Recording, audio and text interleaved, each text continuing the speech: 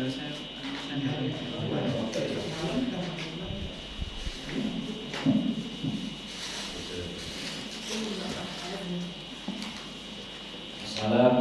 warahmatullahi wabarakatuh. Alhamdulillahirabbil alamin, wassalatu wassalamu ala asyrofil anbiya'i wal mursalin wa ala alihi wa sahbihi ajma'in. Puji dan syukur kita marilah kita ucapkan kehadirat Allah Subhanahu wa taala, yang mana hingga malam hari ini kita masih diberikannya kesehatan. Hari ini adalah pengajian kita, pengajian penutup tahun kita nih. Dan mulai hari ini insyaallah 100 hari ke depan kita sudah menyambut bulan Ramadan nanti. Insyaallah pada tahun yang akan datang kita diberikan kesehatan dan diberikan kelapangan dan kelancaran dalam proses pengajian kita nanti. Amin ya rabbal alamin. Tak lupa pula salawat dan berikan salam kita panjatkan kepada junjungan kita Nabi besar Muhammad sallallahu alaihi wasallam. Semoga kita mendapatkan syafaat dari beliau di yaumil akhir nanti. Hari ini ustadznya sudah datang. Mudah-mudahan dari tausiah yang beliau sampaikan dapat kita amalkan dalam kehidupan kita sehari-hari. Amin ya rabbal alamin. Pada Ustadz kami persilahkan dengan segala hormat.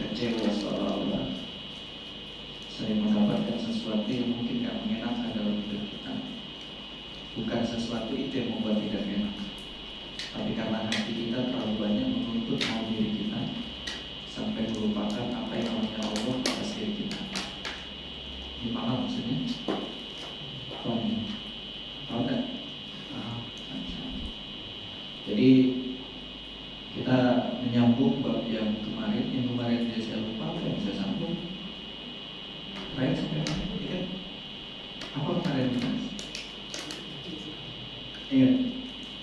Enggak, pura-pura lupa. Udah lama kali ya. Iya, soalnya saya beberapa kesempatan malah nggak bisa hadir. Makanya waktu diminta kesempatan jadwal saya tur Jawa Timur, jadi pas sekali bersamaan saya di beberapa kota di Jawa Timur, masuk Sidoarjo dan Surabaya. Nah, hari ini kita kumpulan. Harusnya pun hari ini saya nggak bisa malam ini karena ada jadwal di Aceh harusnya, tapi ternyata di Aceh ada terjadi sesuatu hal yang mungkin nggak mungkin kita ada ke sana. Ya intinya Pak, manusia kan cuma pinternya merencanakan, tapi kan menentukan itu, benar ya? Benar. Jadi kalau gitu Bapak Ibu, yang menentukan Bapak Ibu hadir di sini pun itu Allah. Gak mungkin Allah itu memberikan satu kejadian atau satu perkara, termasuk hadirnya kita di sini tanpa alasan, gak mungkin. Kan saya ingat satu pesan baik dari dalam Al-Quran, saya lupa ayat berapa. Daun yang jatuh tidak akan pernah jatuh kalau bukan Allah yang mengizinkan dia terjatuh. Bahkan debu, satu butir debu pun tidak akan berpindah sekalipun diterpa angin yang kencang kalau Allah belum mengizinkan itu berpindah. Ya, sedetail itu.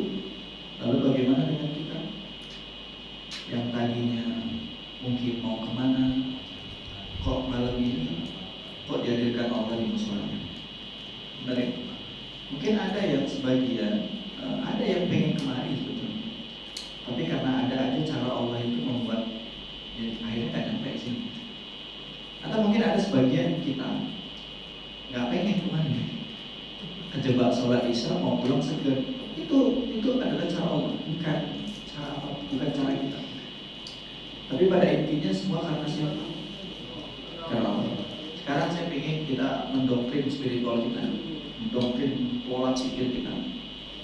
Pak, Bu, kalau sesuatu itu sudah ditentukan oleh Allah, apakah yang setiap ditentukan itu pasti yang terbaik menurut Allah? Tidak ada yang terbaik kecuali menurut. Berarti segala sesuatu yang terjadi pasti yang terbaik menurut Allah atau tidak? Bahasanya pasti atau tidak? Pasti. Sekarang saya kendorin pertanyaan. Kalau yang pasti yang terbaik itu adalah menurut Allah, dan Allah menghadirkan sesuatu yang terbaik itu, apakah harus sesuai dengan yang kita mau? Enggak. Baik tak baik itu bukan takaran kita, tapi takaran. Nah, jadi kalau ada sesuatu yang didatangkan Allah terus kita langsung menilainya itu tidak baik, bukan sesuatu itu tidak baik. Hati kita yang duluan menjudge Allah kalau yang datang itu tidak baik. Bahkan kata Umar, sampai urusan sendal putus pun itu bukan nggak mungkin putus kalau bukan izin. Nah kalau gitu, kenapa Allah milih Bapak Ibu datang ke sini malam ini? Coba, saya harusnya ke Aceh, kok nggak jadi? Ibu mungkin ada urusan lain, Bapak Ibu ada urusan. Kok kita dikumpulin hari ini? Kenapa? Iya, Mas, mau izin Allah. Tapi dibalik izin itu kenapa? Yes, karena ada sesuatu yang ingin Allah hadirkan, pasti itu yang terbaik. Gini, saya dapat nasihat dari seorang guru spiritual yang Masya Allah. Beliau memberikan sebuah statement yang sederhana sebetulnya, tapi mengucap ke dalam kolbu saya. Dia bertanya gini, tahu nggak tanda-tanda Allah mau memperbaiki dirimu? Apa tandanya? Ada. Jadi tanda-tanda Allah itu mau memperbaiki kita. Terus tandanya yang paling pertama, yang paling mencolok itu adalah maka akan dihadirkan Allah orang-orang yang baik di sekitarnya. Nah, orang baik itu dia nggak ngajak kecuali ngajak ke dalam kebaikan. Nah, tiba-tiba di grup WA ada undangan-undangan kebaikan, ya kan? Ada orang posting kebaikan. Pernah nggak dalam tiba-tiba ya ini mohon maaf bahasanya tiba-tiba dulu walaupun nanti ada qadarullah ya. Ya qadarullah aja langsung. Qadarullah ada teman kok ngajak kita ngajak yuk ngaji yuk bu ngaji naik akan dihadirkan. Tapi hati-hatilah kalau kita jalani hidup ternyata nggak ada orang yang ngajak. Itu hati-hati. Makanya ketika kita dalam kondisi belum baik, didatangkan Allah orang-orang baik ngajak kebaikan, itu pun keras dari Allah. Tapi pilihan di tangan kita, mau atau tidak. Sekarang, yang butuh hidayah siapa? Orang ahli taat atau ahli maksiat?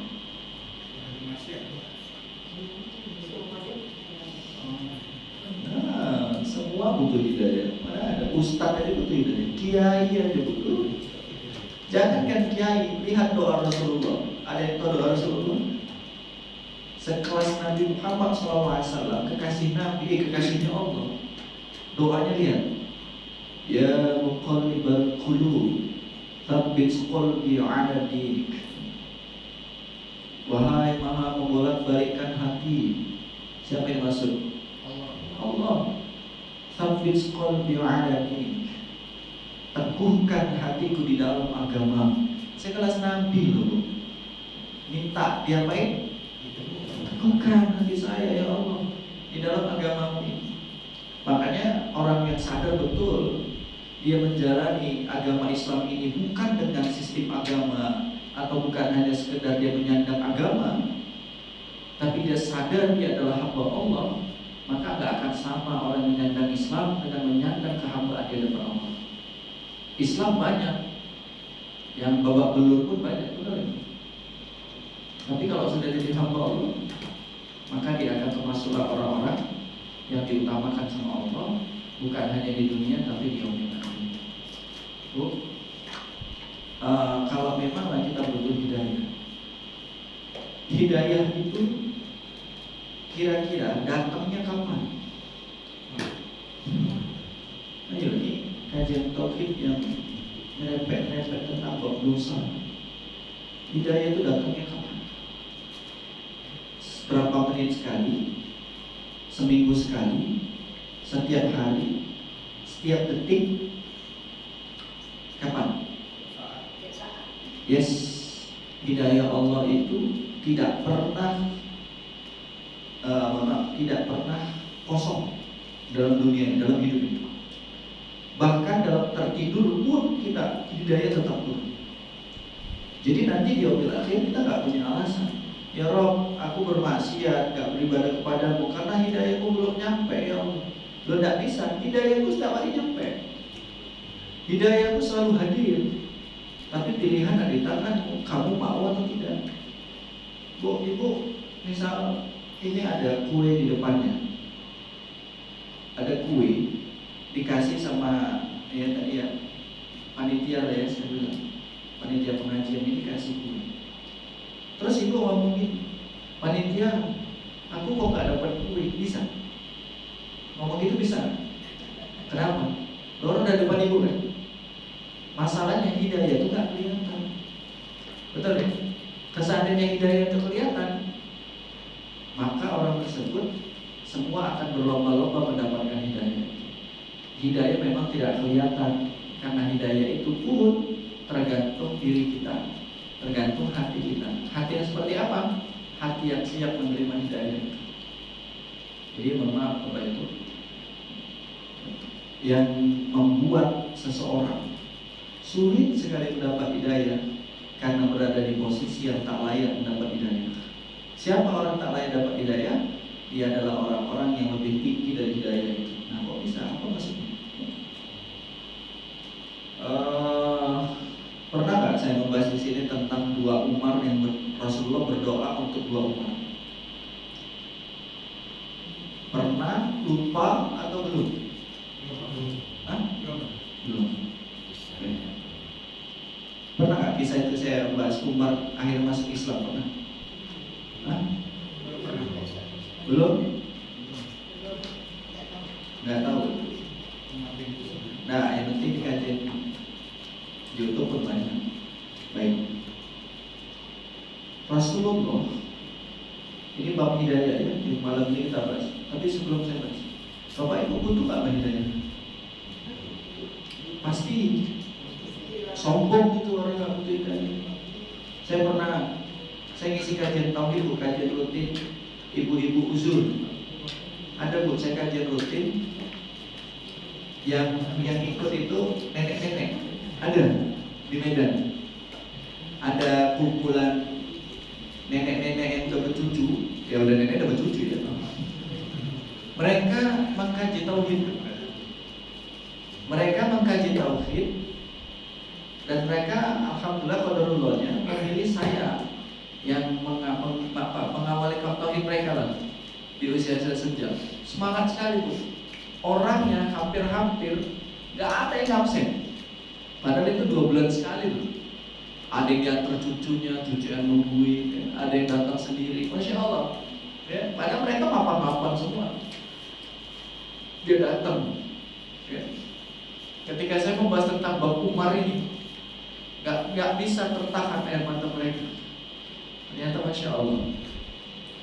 Kenapa saya ngomong gini? Karena ada ustazah mereka. Jadi mereka punya 2 ustaz. Satu ustaznya saya, ini kan saya sok-sok ustaz aja ini sebetulnya. Sekali Bu ketawa. Ya enggak apa-apa. Ya kan ini sok-sok ustaz aja depannya. Mari konten masih jauh lagi. Yang kedua, mereka ada punya ustazah. Jadi mereka itu sebulan 4 kali. Saya di minggu genap, ustazah itu di minggu ganji. Jadi satu ketika ketua perwiritannya ngomong ketua pengajiannya, nenek itu ngomong ke ustazah, kami ini mereka yang bilang ke saya tuh, kami udah ngaji tauhid, enak kali katanya gitu. Hati kami nyos gitu kayak ditampar-tamparin, gitu-gitu kata nenek-nenek itu. Udah lama sekali dapat ngaji kok kayaknya kayak gini rupanya ngaji itu katanya. Apa dibilang ustazahnya? Ternyata jawaban ustazahnya, mohon maaf astagfirullahaladzim, saya juga diganti ngomong. Sangat gak relevan seorang ustazah itu ngomong. Gak ada itu Bu. Yang kalau mau kaji sama saya aja. Saya mau nanya, ustazah ngomong itu cocok gak? Tapi dia kajinya pakai Quran loh. Semua dan yang kami tanya jawabannya pakai Quran. Dalil-dalil semua Quran. Kalau misalnya ustazah mau, ayolah ikutlah sama kami katanya gitu. Apa kata ustazahnya? Aku nggak perlu berguru lagi. Ilmuku udah cukup untuk membahas agama ini. Astagfirullah. Saya mohon maaf, seberapa luas ilmu dia rupanya.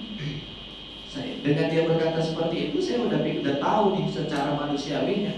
Berarti ilmunya belum cukup. Hati-hati, ilmu itu ada 2. Ilmu yang terkutuk sama ilmu yang berkah. Ayo, berarti kan nggak ada ilmu yang terkutuk.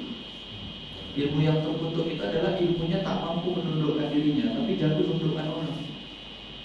Nganggap orang lain kalau nggak sepaham sama dia salah, neraka. Astagfirullahaladzim. Jadi ya, saya ingin sampaikan sama ibu-ibu semua, silakan berguru dengan siapapun, tapi jangan pernah berguru dengan satu orang ini. Saya pastikan ya. Bergurulah dengan siapapun, ustadz manapun, bergurulah, belajar sama dia. Tapi jangan pernah belajar sama satu yang guru yang seperti ini. Apa itu? Kira-kira ciri-ciri guru? Guru yang apa? Guru yang sombong. Kalau ada sombong, jumpa sombong, laga balak nanti. Betul nggak? Jadi, bukan berarti juga saya ngomong ini saya itu tak sombong, saya sombong. Cuma saya belajar untuk tidak. Bukan berarti saya belum rendah hati juga, belum. Sama-sama kita belajar. Karena penyakit Bu, ngomong di sini tuh penyakitnya bukan masalah terbesarnya itu bukan nyampaikan materi sudah gampang. Apal ayat, apal hadis sampai pulang dapat berkat ya kan. Bawa kue kan itu. Doktrin guru kami itu luar biasa. Bahkan saya hampir setahun nggak ngisi kajian, hanya untuk apa-apa itu. Sampai akhirnya ditegur sama guru saya. Dengan kamu merenung gini, kamu nggak jadi orang nggak bermanfaat. Saya takut ya. Takutmu itu kena godaan iblis supaya kau tak berdakwah. Astagfirullahaladzim juga. Coba saya berdakwah, Masya Allah. dalam waktu 3 bulan langsung padat waktu saya setahun ke depan. Izin siapa? Izin Allah. Nah, kenapa saya membahas tentang bab Umar? Ada yang pernah tahu nggak? Rasulullah itu mendoakan satu Amar, satu Umar. Ingat, satu Amar, satu Umar. Yang pertama didoakan Allah adalah yang pertama Amar. Amar bin Hisham. Amar bin kenal? Kenal di mana? Tahu. Di mana kamu? Amar bin Hisham itu jarang dikenal orang. Tapi kalau Amar bin Hisham itu di dinas kependudukan, KTP-nya, kalau di catatan sipil kependudukannya, Amar bin Hisham itu adalah nama aslinya. Tapi nama julukannya adalah Abu Jahal. Nah, Abu Jahal tahu ya? Berbobo aku tahu semua Abu Jahal, Abu Jandal. Sekelas-kelasnya. Jadi ternyata Rasulullah pernah riwayat mendoakan si Abu Jahal dengan doa seperti ini, ya Rabb, Islamkanlah Abu Jahal, Amar bin Hisham, agar Islam ini wasilah dia, wasilah Amar bin Hisham, maka Islam ini akan disegani oleh orang-orang Quraisy. Kenapa harus Amar bin Hisham yang doakan Rasulullah yang pertama? Karena Amar bin Hisham itu atau Abu Jahal itu adalah orang yang maestro. Dia itu orang kaya berat, pemimpin. Kalau kita bilang di sini dia udah sekelas, kalau di kampung ini dia udah kepala desanya. Bahkan bukan kepala desa, sekelas wali kota ya. Tapi zaman itu nggak ada wali kota ya. Zaman kekhalifahan presiden. Ya pokoknya dia itu adalah orang yang takut dan segan, kaya, pengikutnya banyak. Kalau Abu Jahal ngomong, nggak ada yang berani nolak, ngikut semua. Jadi pasti kan, kalau seandainya Abu Jahal masuk Islam, kira-kira pengikutnya ikut semua nggak? Ikut. Kekayaannya Islam jadi jaya kan? Karena saat itu Islam terpuruk, sedang apa? Sedang ditekan sama orang kafir Quraisy. Bahkan Muhammad itu dalam ancaman mau dibunuh.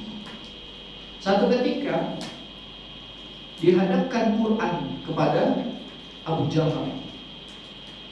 Saya tidak lengkap membaca riwayatnya, ayat apa yang dibaca dia. Ditunjukkan, dibaca sama Abu Jahal, dan ternyata Abu Jahal adalah orang yang cerdas. Saking cerdasnya Abu Jahal, dia bisa mencerna ini bukan tulisan Muhammad, ini bukan tulisan manusia, pasti ini perkataan langit, dari langit, bahasa langit. Artinya dia menganggap dari Tuhan seperti itu. Tahu Quran yang kita mushaf yang kita baca nggak gini bu.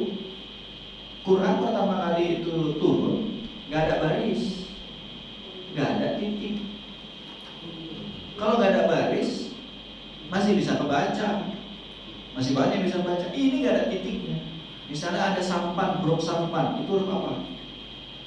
Ba, bisa ta, bisa ta, bisa nun, betul nggak? Walaupun nun dia agak lepes sedikit. Tapi cukup dengan satu huruf itu aja, apa nggak penting? Ini ba, ta, bangsa kan gitu kan? Ternyata Abu Jahal bisa dia mencerna itu.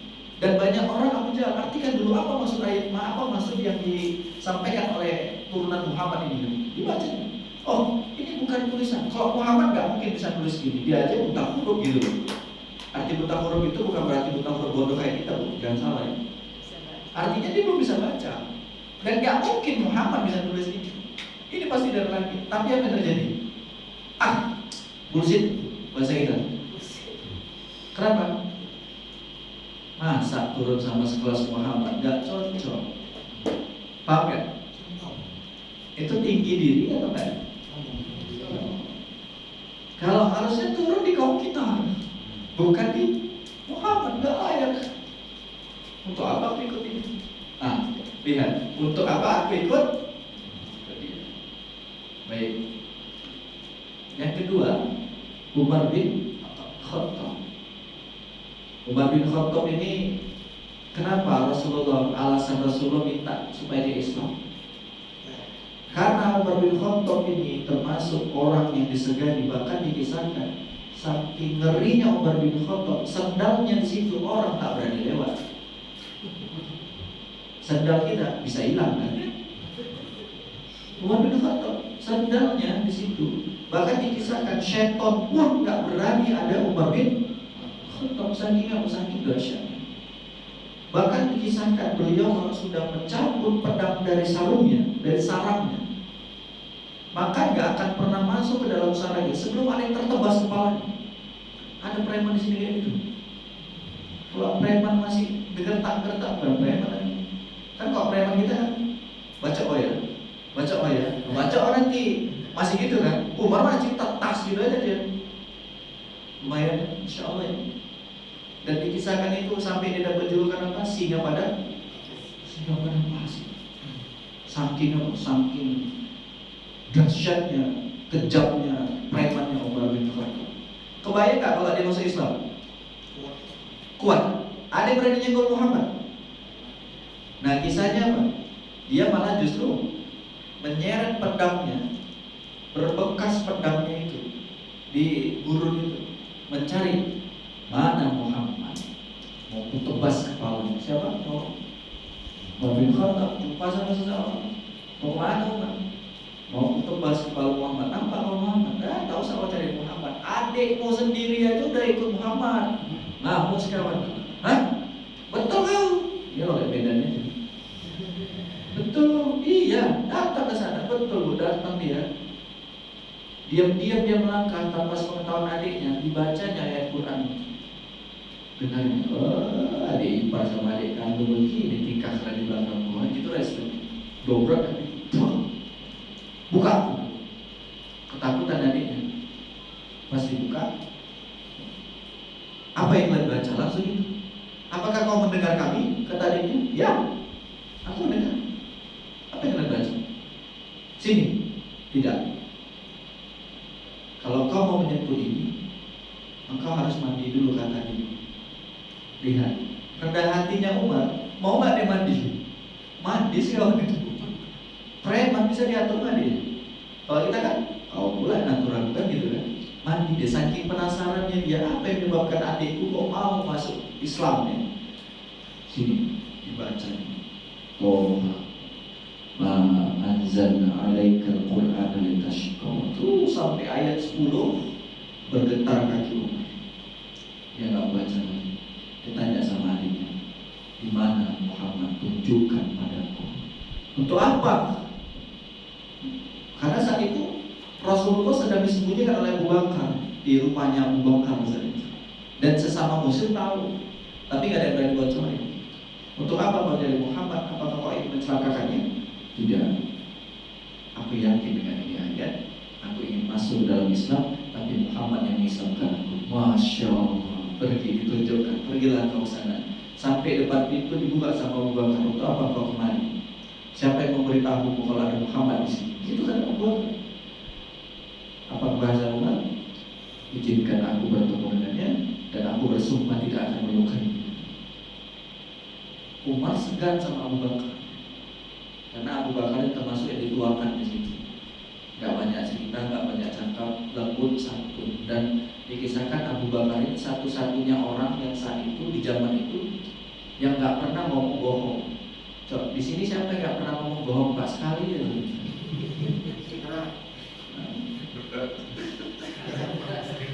Sering ya. Tapi ternyata Abu Bakar itu sejarahnya yang saya baca, dia sampai udah ada Umar di depan pintu pun dia nggak bohong. Mana ada Muhammad sini? Kecelek kau. Padahal dia nggak berani lagi. Saking jujurnya, saya saking jujur Abu Bakar sampai dia bilang sendiri, siapa yang menunjukkan padaku kalau Muhammad ada di sini? Sampai itu, saking jujurnya coba. Padahal kalau dia jujur sebenarnya mencelakakan Muhammad kan.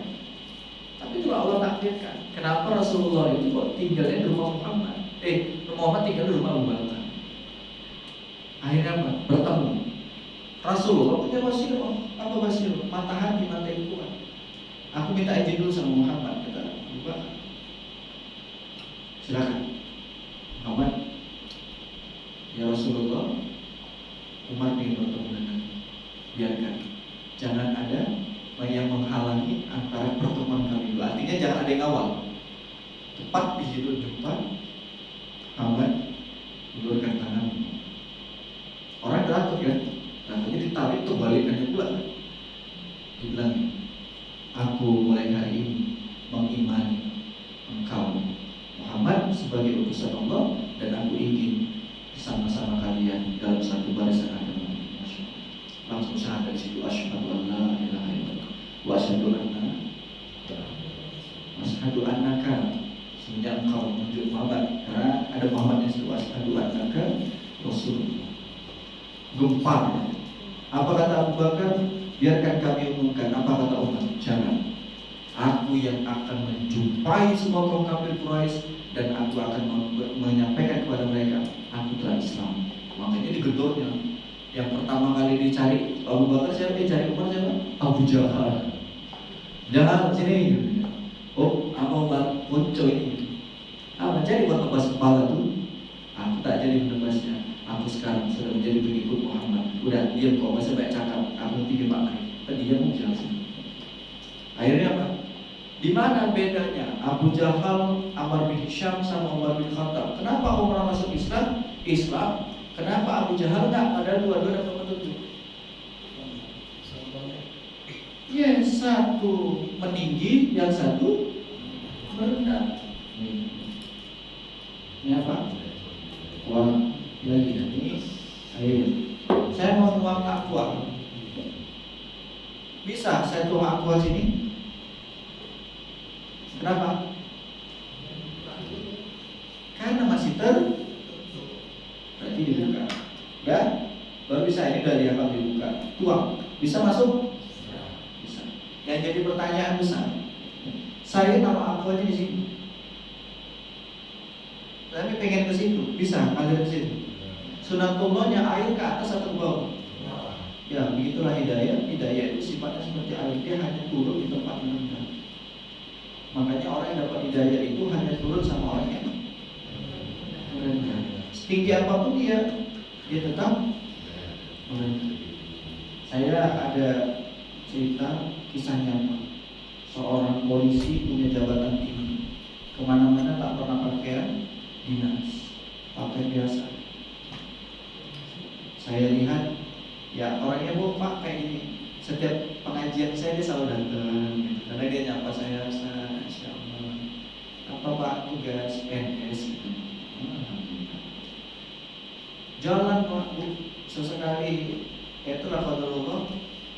Ya. Saya diundang di salah satu instansi pemerintah, acara pergantian pimpinan saat itu. Ada tausiahnya, mereka mengundang saya.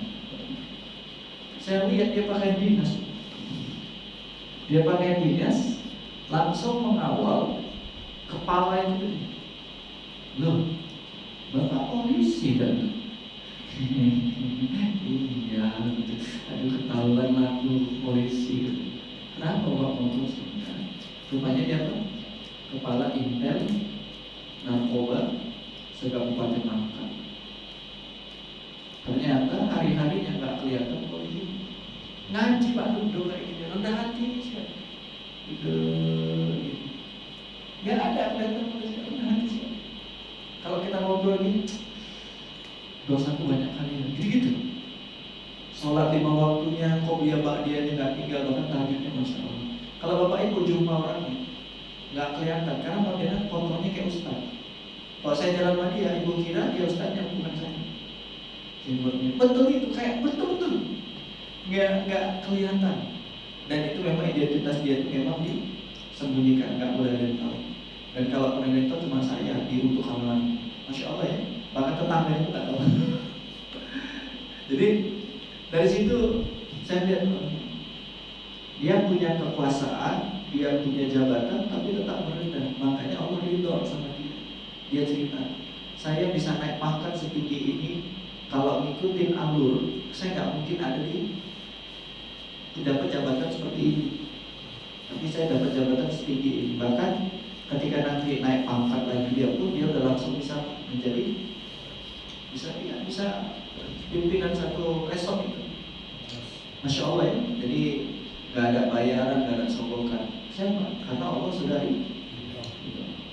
Nah, kalau seandainya ada orang dia menyadari betul bahwa dia itu butuh hidayah sama Allah, maka sikapnya apa? Meninggi atau Hidayah itu nggak ada urusan sama ilmu, mohon maaf lahir batin. Jangan tahu ilmu agamanya banyak berarti hidayah udah sampai ke belum. Makanya saya nggak simpatik sama ustaz, apalagi merasa ustaz. Hati-hati, saya kena doktrin sama guru saya. Jangan kau mau merasa mau ustaz ya. Sampai gitu, guru kami itu mendidik kita, adab kita itu jangan sampai ada tuh beberapa, saya buka dapur saya, ada beberapa poin yang guru saya itu mengharamkan ya, murid-muridnya itu merasa bahwa dia itu ustaz. Bahkan nyebut dirinya pun ustaz. Ini ustaz baru. Kalau kenalan Ustaz Sadi, ustaznya nempel itu. Kalau nggak pandai jaga hati kira-kira gimana? Merasa?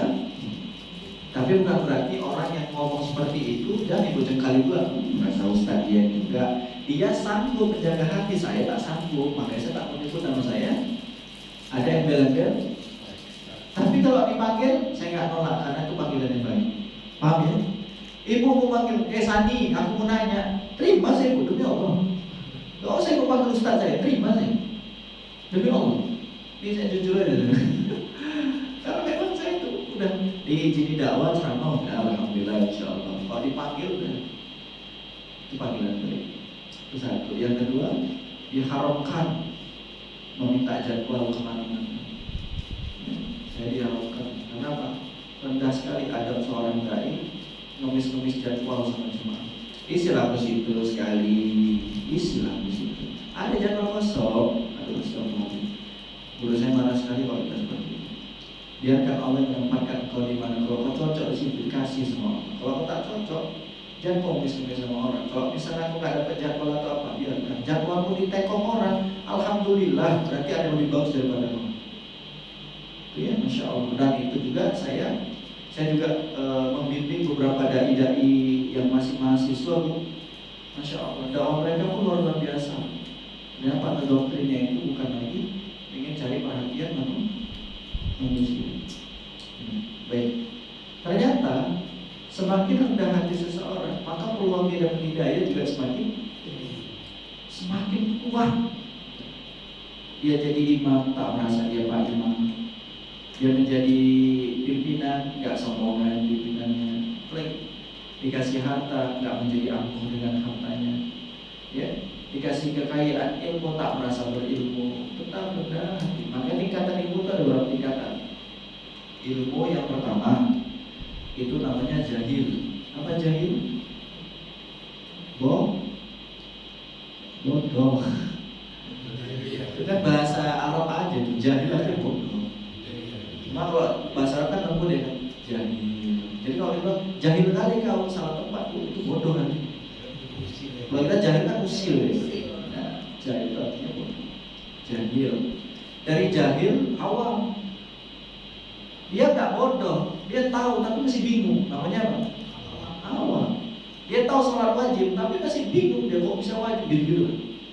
Dari awam naik lagi levelnya dia apa? Jadi tahu. Dari tahu naik ilmu apa? Ilmunya jadi apa? Dari tahu jadi paham. Dari paham naik lagi jadi apa? Jadi hikmah. Ada yang lebih tinggi dari hikmah? Ada. Yang paling tinggi adalah menyadari aku tak berilmu. Paham? Ilmu yang tinggi itu adalah menyadari kalau dia bukan orangnya. Saya level mana? Ya, saya level jahil aja. Orang bodoh tapi dipersilakan ngomong ya, insya Allah. Makanya saya saking jahilnya, saya nggak berani ngomongnya sesuatu yang nggak ada rujukannya. Betul nggak? Saking jahilnya saya, saking bodohnya saya nggak berani ngomong nggak ada rujukannya. Orang bodoh itu ngomong sesuka hatinya, betul nggak? Main buku-buku, main neraka, mengeluarkan fatwa pendapat nggak ada ininya, nggak ada rujukan. Itu berarti orang merasa hati-hati ya Pak, kok larinya ke sana sini kajian. Nah, maka orang yang masih meninggi maka dia nggak akan pernah dapat. Nah, barulah kita masuk materinya. Udah tadi belum masuk materi? Belum, tadi masih mukadimah. Materi apa yang mau saya bahas? Materi hidayah di dalam sholat. Paham? Baik. Sholat itu puncaknya apa? Merendah, bukan meninggi. Saya ingin bayangkan ada orang, pernah nggak ada orang sombong dengan sholatnya? Pernah? Ada.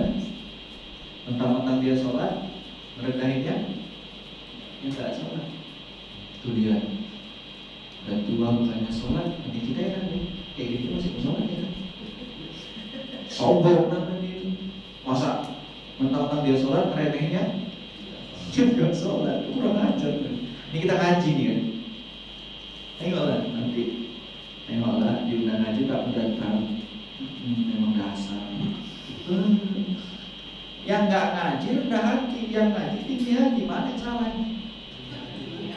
Yang ngaji yang tinggi hati. Ngaji itu merubah diri kita jadi lebih baik dari yang dulu, bukan merasa lebih baik dari orang lain.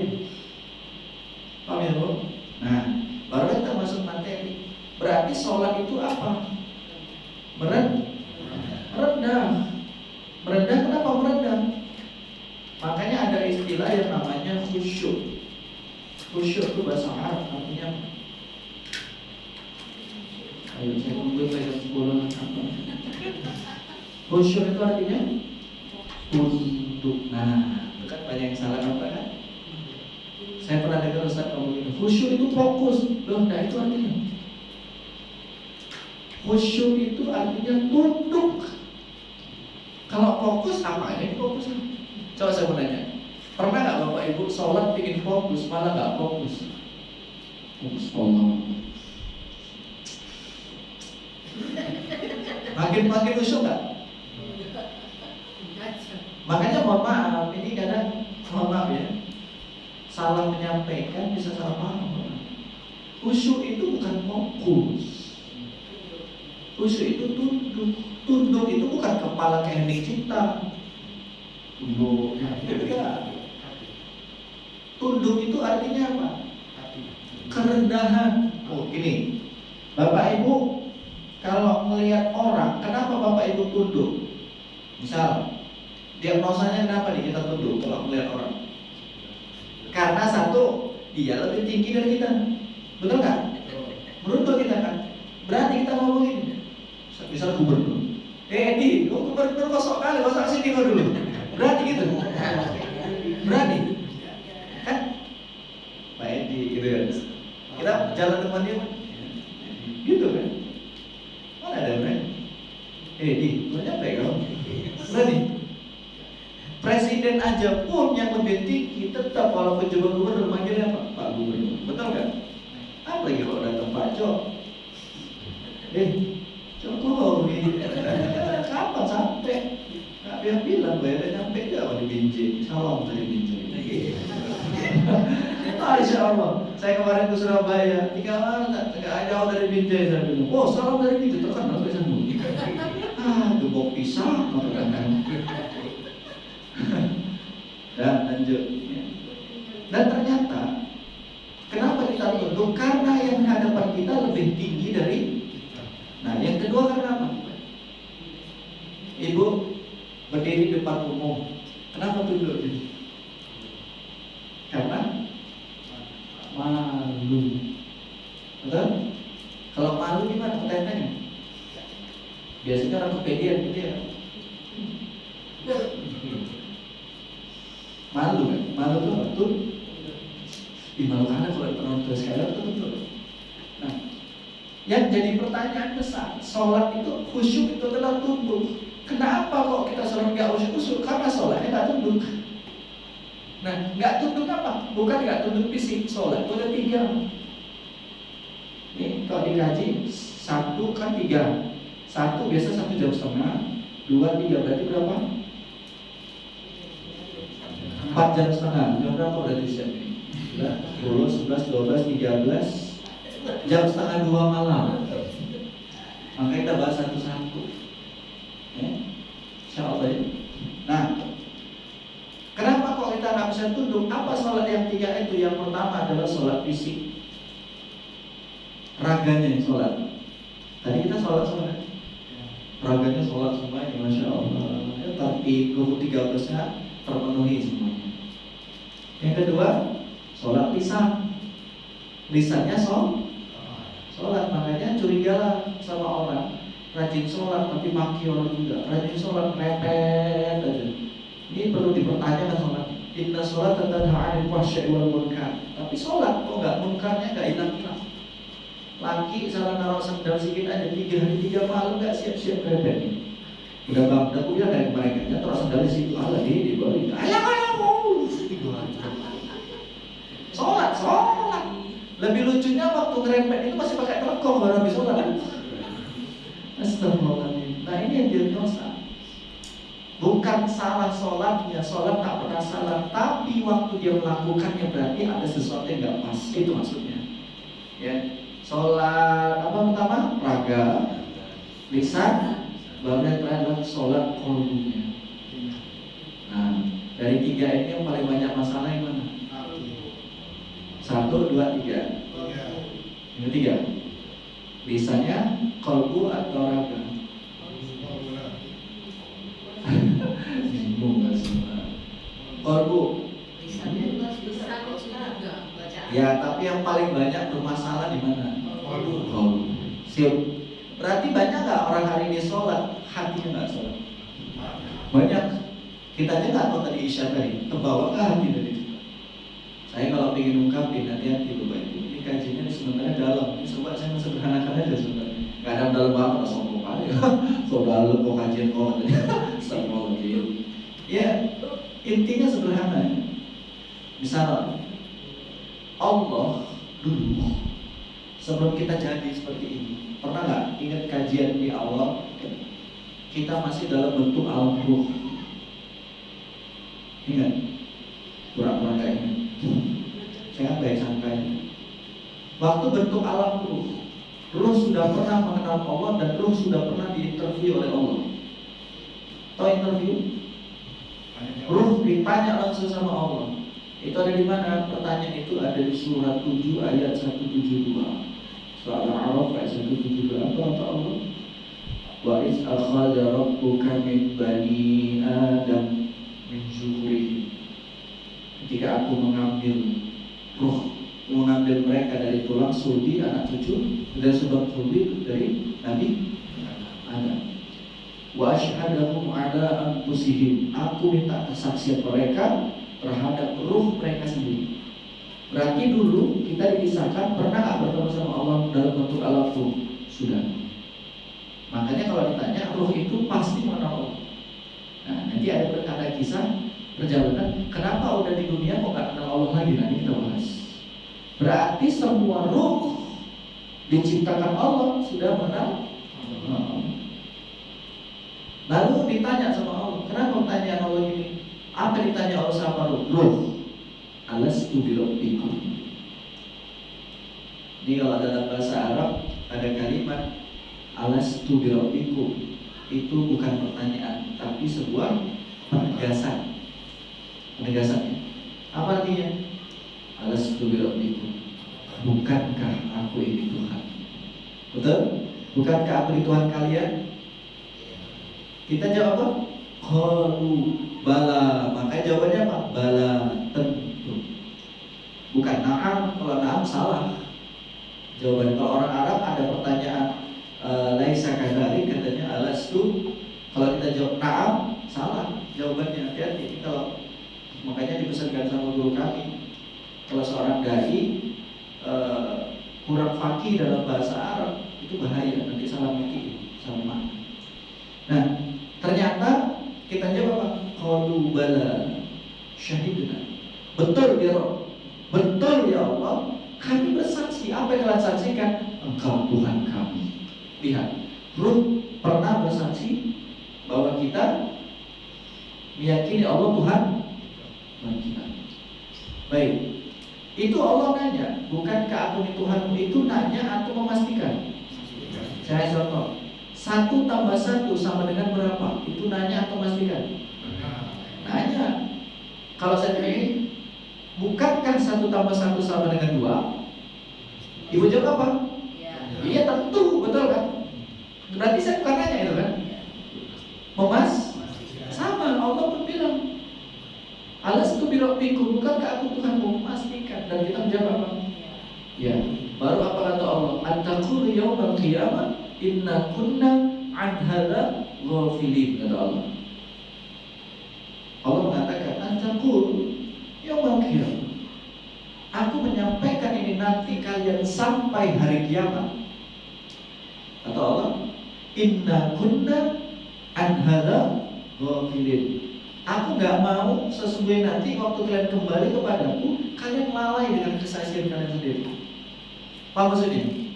Waktu di alam ruh kita menyatakan Allah Tuhan kita, maka waktu kembalinya pun kita tetap menuhankan Allah. Nggak mau kita lalai, benar nggak? Lalai. Baik, sip. Baru Allah titipkan apa? Masuklah ke alam alam berapa itu? Alam nomor? Alam ke-1 alam ruh, alam kedua alam rahim. Nah itu 9 bulan saya pastikan. Alam ketiga alam rahim. Inilah alam dunia. Nah di alam dunia inilah terjadi pertempuran. Allah titipkan 2 hal yang tidak ada di alam ruh. Apa itu? Yang pertama adalah akal, yang kedua adalah nafsu. Ini yang bermain ini biar kerok ini kalau tak pandai, kalau akalnya jorok, kalau nafsunya kotor. Makanya di sini disampaikan. Nanti ya, di endingnya nanti kita akan paham. Oh ya kenapa ada orang maksiat di itu. Nah, insya Allah. Nah, setelah di alam lahir, Allah nggak membiarkan kita lupa sama Allah. Maka dititipkan apa? Dititipkanlah sholat 5 waktu itu untuk mengawal qalu bala syahiduna, untuk mengawal supaya apa? Jangan sampai kita kehilangan Allah. Makanya waktu lahir itu anak diajarin dan dikomati kan? Yang perempuan dikomatkan, yang laki-laki itu sebenarnya ngapain? Iya, mengingatkan kembali ke alam. Nah, saya mau di ending ya. Nanti kita akan masuk ke fase yang keempat. Apa itu? Alam? Hah? Alam barzah. Ya kita ada alam kuburan. Baru lagi alam barzah itu ketahuan. Ada satu pertanyaan. Tapi pertanyaan itu dititipkan sama malaikat dengan kalimat apa? Man Rabbuka. Siapa Tuhan? Itu pertanyaan awal atau pertanyaan ulangan? Lah, karena dulu udah pernah tanya. Betul ya? Berarti pertanyaan ulangan. Harusnya kalau itu pertanyaan ulangan, berarti harusnya bisa jawab kan? Bisa, karena Pak Guru tak pernah ngasih soal ujian dan tak pernah dipelajari. Dosen ngasih ujian sama mahasiswanya pasti sudah pernah dipelajari. Allah pun ngasih pertanyaan sama hambanya sesuatu yang sudah pernah dikasih tahu. Tapi yang jadi pertanyaan penting di sini yang jawab adalah ruh,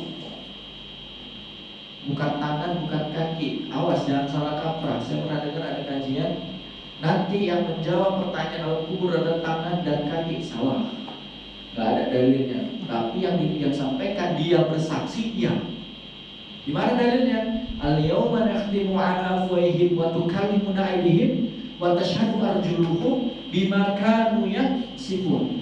Ketika nanti satu hari mulutmu akan dikunci, maka ketika nanti minta kesaksian dari kaki dan tanganmu menjawab semua atas semua perbuatan amalan kita. Berarti mereka yang menjadi saksi. Ditanya, Man Rabbuka, siapa Tuhan? Lalu ruh menjawab, Allah. Kaki tangan menjadi saksi. Betul, wahai malaikat, kakinya selalu melangkah di atas sejadah dan tangannya selalu bertakbir kepada Allah. Mereka bersaksi, betul nggak? Bukan tangan kaki yang jawab, mereka bersaksi. Yang jadi pertanyaan penting, tadi di alam kubur yang ditanya apa? Jasad atau ruh? Jasad atau ruh? Tangan kaki dari jasad atau ruh? Jasad. Yang ditanya yang jawab adalah ruh. Bapak Ibu coba yang ditanya di alam kubur adalah ruh. Saya menanya, waktu sholat ruhnya dibawakan. Astagfirullahaladzim. Waktu sholat ruhnya dibawa. Bawa. Kalau sholat ruhnya dibawa, pasti dia khusyuk. Ruh itu diwakilkan dengan apa? Allah titipkan ruh dalam qalbu. Yang jadi pertanyaan besar, sewaktu kita sholat, qalbunya dibawa atau tidak? Bukan hati ya, kalau hati terbawa, hati itu jantung berdetak. Yang tanya isinya, qalbunya dibawa atau tidak? Wallahu a'lam bishawab. Ya betul, hanya Allah yang tahu, tapi kita kan bisa tebak sholat kita. Apalagi orang yang suka lupa rakaat di tengah juga. Nah itu kan pasti nggak kebawa qalbunya.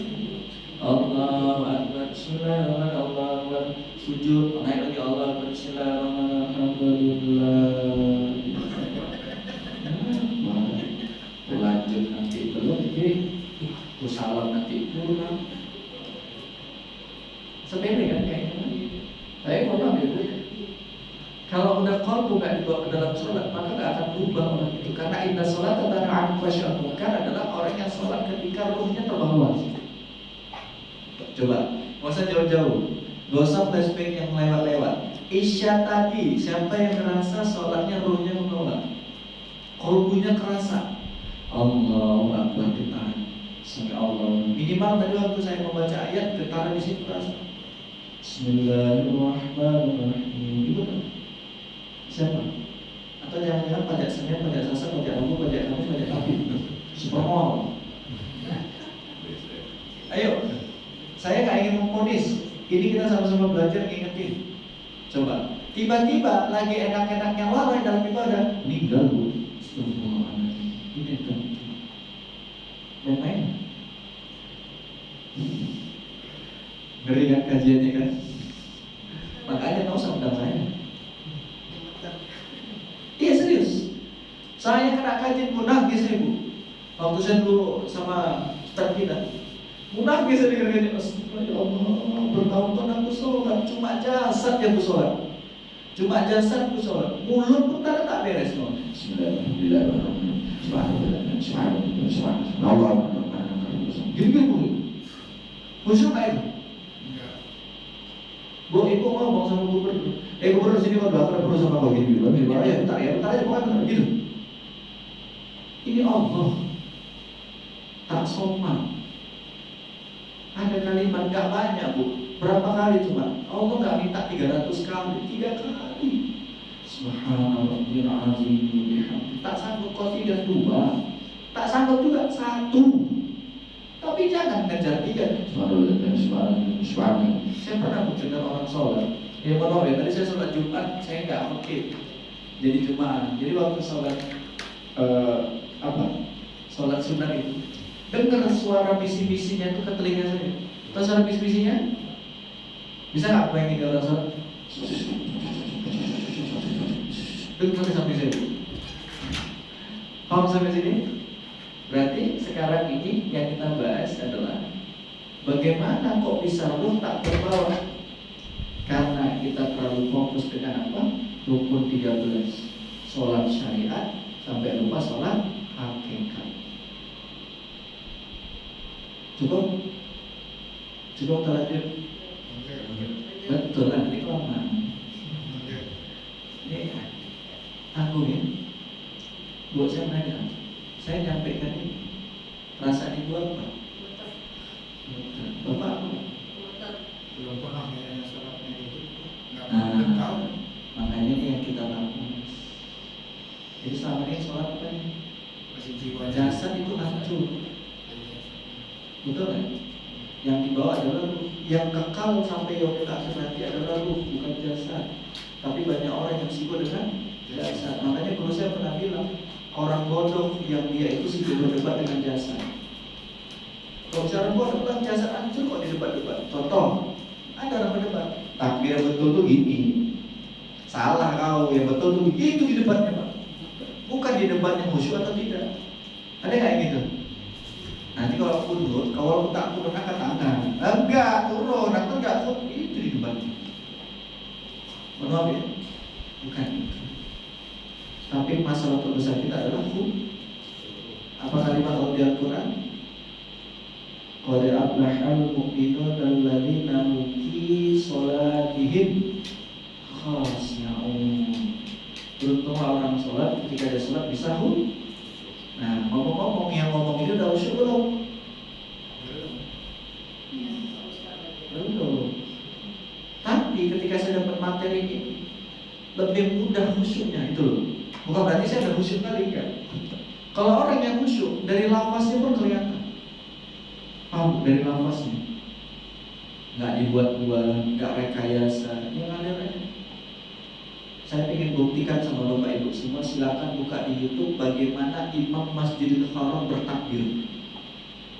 Menjadi Imam Masjidil Haram tidak cukup hanya dengan 30 juz, nggak cukup dengan ilmu yang banyak. Kalau bicara tentang 30 juz ilmu yang banyak, berserahan di Saudi Arabia itu. Tapi kenapa? Kok sulit bisa jadi imam di sana? Karena ada satu yang nggak semua orang mendapati kelebihan itu. Apa kelebihannya? Kekhusyukan. Ada namanya feel. Takbir mereka yang menggetarkan seluruh jemaah. Takbir Imam Masjidil Haram. Saya waktu di Madinah, setiap sholat maghrib itu ibu perhatikan kalau nanti umroh, nggak ada nadanya imamnya. Alhamdulillahirabbil alamin. Ar-Rahmanir-Rahim. Maliki yaumiddin. Tapi Bu, enak gitu dengerin. Di Indonesia kan nadanya udah kan? Itu masih melambung tak kemana-mana gitu. Ini nggak ada nadanya, tapi orang bisa nangis buat ini. Apa itu kekuatan apa? Kolbunya. Nah, silakan pulang dari sini, Bapak Ibu boleh buka YouTube, lihat takbirnya Imam Masjidil Haram. Kecuali Abdurrahman As-Sudais ya. Abdurrahman As-Sudais memang logatnya panjang. Allahu Akbar. Abdurrahman As-Sudais. Tapi coba lihat imam lain. Allahu Akbar. Backupnya yang bilang Allahu Akbar. Betul ya? Mereka Allah. Sami Allah bergetar mereka. Masya Allah ya. Kalau kita kan nggak, takbirnya itu buat-buat Allahu Akbar. Nah, nggak itu. Makanya ketika ada orang belajar tentang bab sholat khusyuk, takbirnya itu penentu. Mohon maaf ibu, Allah tuh nggak bisa dikamuflasekan, Allah tuh nggak bisa ditokohin. Kita sholat ada ria atau tidaknya Allah tahu. Kita sholat dinampak-nampak dibagus-bagusin Allah tahu. Betul nggak? Makanya sholat itu nggak usah dibagus-bagusin, tapi memperbaguslah kolbu. Sholatnya akan bagus dengan sendiri. Artinya bukan kita mengabaikan syariat, ya bukan ya. Tetap rukun 13 dipahami, tapi intinya bukan itu, adalah kolbu. Diajak sholat kolbu. Paham sampai sini? Nah, gimana caranya biar kolbunya terbawa? Ini panjang mereka jadi ini. Iya serius. Saya beberapa tempat itu bisa sampai 6 atau 7 pertemuan masih sholat aja dibahas. Dalam itu. Lisan pun bisa menentu khusyuk, tapi saya pengen ngasih kabar bahagia ini. Kalau sholat kita nggak khusyuk, sah nggak? Sah. Karena asalkan rukun 13-nya terpenuhi.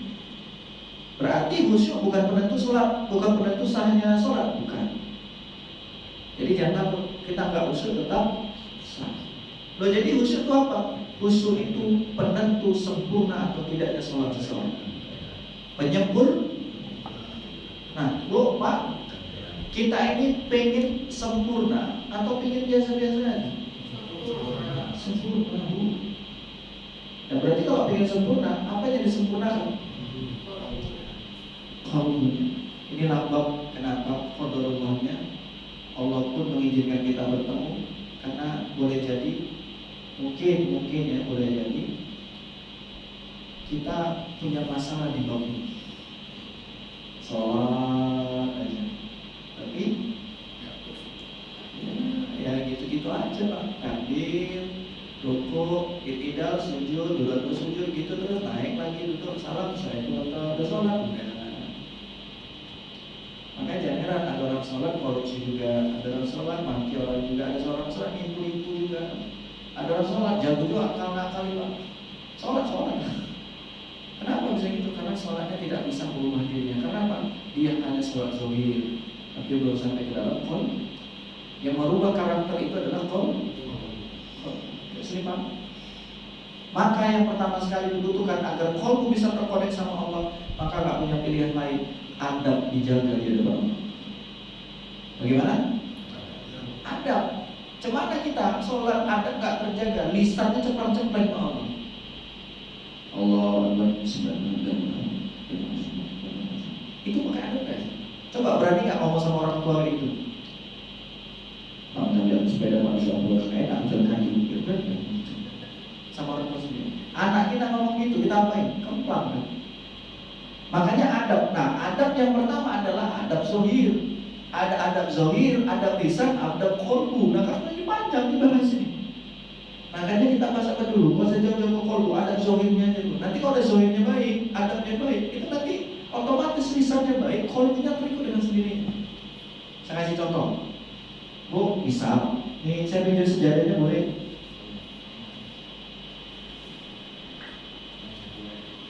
Yang ini aja. Ini aja. Bu, saya kasih contoh. Ini karena ibu-ibu di hadapan saya. Nggak pakai mic, dengar nggak? Nah, saya mau berdiri dulu. Nah, ya Allah. Nih, misalnya kiblat arah sana, misal aja, contoh aja. Pernah nggak kita gini sesekali waktu kiblat arah sana? Berarti kalau naruh gini betul atau salah? Kiblatnya lurus. Saya naruh sejadah gini betul atau salah? Nah, sebelum saya sampai ini apa namanya? Nah, secara fisik iya, di dunia apa namanya? Enggak, ini namanya apa? Secara fisik sejadah. Tapi dalam bab tauhid ini bukan sejadah. Tapi apa? Ambal kehambaan. Masya Allah. Karpet merah bertemu dengan Allah. Lihat apa? Karpet merah. Karpet merah itu apa? Penghormatan kan? Tapi jadi pertanyaan, Bu, kiblatnya arah mana tadi? Lurus. Berarti salah ini kan? Nah, ini karpet merah. Sampai pernah kayak gitu. Pakai kaki, Bu. Sampai pernah gitu. Oh, punya bahu kaki. Gini apa, Bu? Gini. Apa nggak bisa tunduk sedikit gini? Nanti kayak kaki. Pengen usul pula itu. Untung di sini nggak seperti itu. Gitu. Saya hanya ngingetin. Hah? Tapi saya mau nanya, ada rendah nggak adabnya itu? Saya tegas Bu di situ. Insyaallah. Ayo. Karpet kehambaan pakai kaki. Ibu jumpa gubernur mau datang, karpetnya bersera, pakai kaki berani nggak? Ntar ya Pak Edi, kita cemarin panitinya ini, berani nggak? Berani? Loh, sama Allah kok berani? Karena nggak tahu. Ya udah istighfar sekarang. Karena itu kan yang tahunya pas saja ada. Iya, sepele itu. Kalau Rasulullah itu sorbannya sebagai alas. Bu, belum apa-apa. Baru poin ini aja. Kita bapak belum kita. Jadi tahu kan kenapa sholat nggak usul? Jangan-jangan hormat sama Allah itu nggak ada. Adabnya pun rendah sama Allah. Karena pulang aja kan. Cukup itu aja kan aja. Pulang timbul dari sini jaga adabnya, Masya Allah. Insya Allah. Jangan memang teletung itu jangan dicuci pas main aja. Sebulan sekali dicuci. Astagfirullahaladzim. Minimal idealnya berapa kali? Paling lama 1 minggu sekali. Paling lama ganti-ganti. Paling lama ya ganti-ganti seminggu. Bapak-bapak peci yang satu. Topi banyak, topi golok, topi ini, topi pek, topi pot. Masa untuk sama sholat itu 2 peci? Saya dulu waktu baru-baru nikah, istri saya protes. Ini peci gini banyak, satu yang pakai, kata istri saya. Oh, kamu belum tahu. Ini adalah mahkota bertemu sama Allah. Apa namanya? Coba sholat nggak pakai peci enak kan? Enak kan? Adab kan? Sampai makanya kenapa di Arab itu sampai ditutup lagi dengan penghormatan sama Allah. Aku menyembahmu ya Allah. Nanti kita bahas ya. Berikutnya, orang yang sholat itu jatuh hukumnya munafik. Kok bisa? Hati-hati. Mau pertemuan berikutnya tuh sekarang? Udah kepanjangan ya udah. Kui pun dari depan mata ya. Udah nggak selera tuh. Kajian yang salah tuh kui yang kurang enak.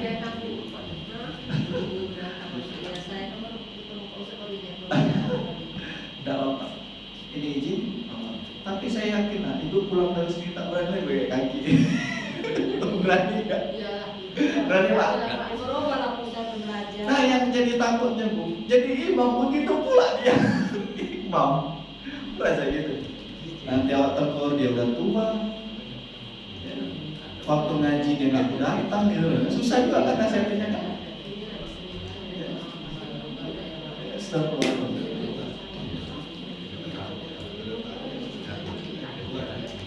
Jadi intinya paham itu. Berarti adab dalam sholat penting kan? Ya itu penting. Salah satu penyempurna sholat itu adalah adab ditingkatkan dulu. Peci. Ya walaupun kita nggak bolak-balik ganti pak, minimal itu jangan itu aja. Minimal ada 2 atau 3. Kadang mobil, putih. Jangan nanti zuhur lain, asar lain, maghrib lain, jangan gitu. Misalnya kita seminggu ini pakai ini, seminggu ini pakai ini. Ya nanti kan dia lain. Jangan sampai orang tanda sama kita. Tanda apa? Dari jauh tanda pecinya. Karena nggak ganti-ganti. Dari jauh gini, oh Pak pulang. Kenapa? Pecinya. Saking nggak pernah ganti. Astagfirullahaladzim. Dia paham ya bu? Ini saya lihat ibu-ibu, wah luar biasa. Ibu batik kemarin warna apa bu?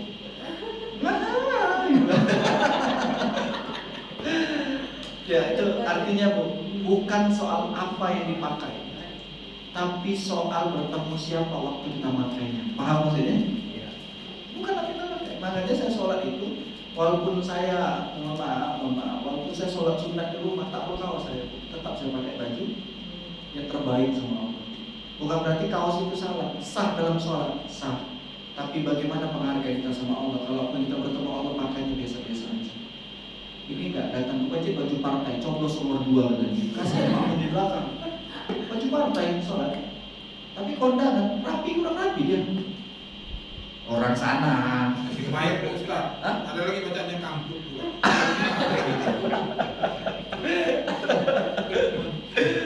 Kampung ya? Nah itu Pak, pengalaman Pak, pernah kejadian, kami ada pengajian gini. Gelasnya ini, mereknya Guinness Pak. Itu pengalaman saya gini. Iya ada buat sumbangan kemarin. Jadi pas dikasih bok yang lain. Yang dituang kopi pula, apa nggak mirip? Bir hitam. Sempat dipiralkan sama orang. Wah ini kajiannya bir hitam. Padahal kopi. Karena apa? Ya mohon maaf, nggak salah. Gelasnya nggak salah, mereknya itu loh. Paham ya maksudnya ya? Guinness itu saya betul situ tahunya ya. Gitu ya, intinya ya Bapak Ibu.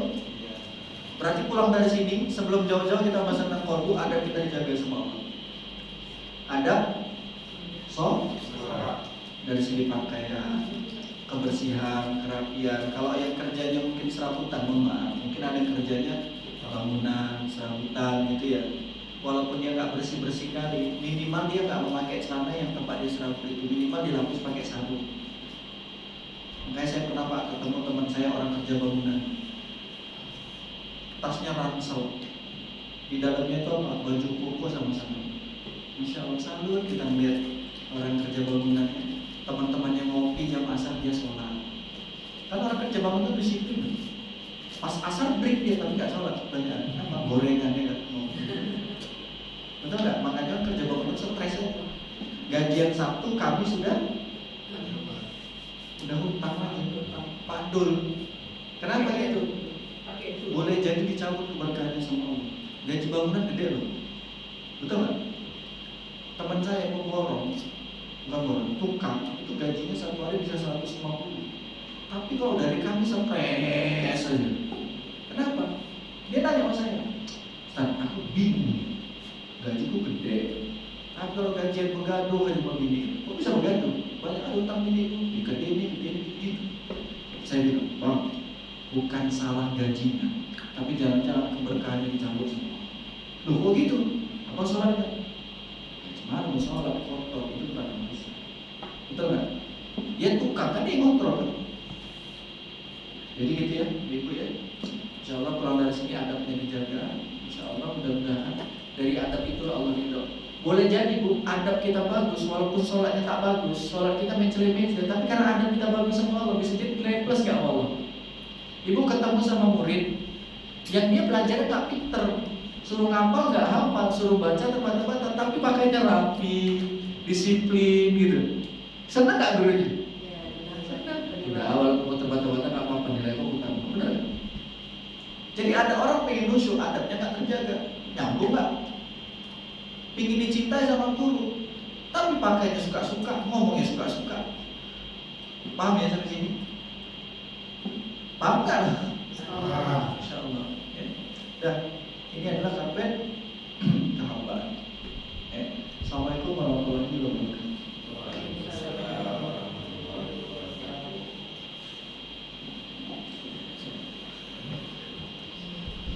Ibu-ibu, bapak-bapak yang mau bertanya, silakan bertanya.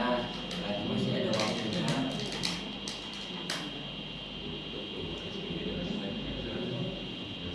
Ustaz, katanya kita kan di alam tuh kenal sama Allah, kenal sama Allah. Tapi kok ada makhluk yang diciptakan Allah seperti Dajjal itu diciptakan Allah, yang dia kan mengenal Allah juga berarti. Kok bisa dia menentang Allah juga? Yang udah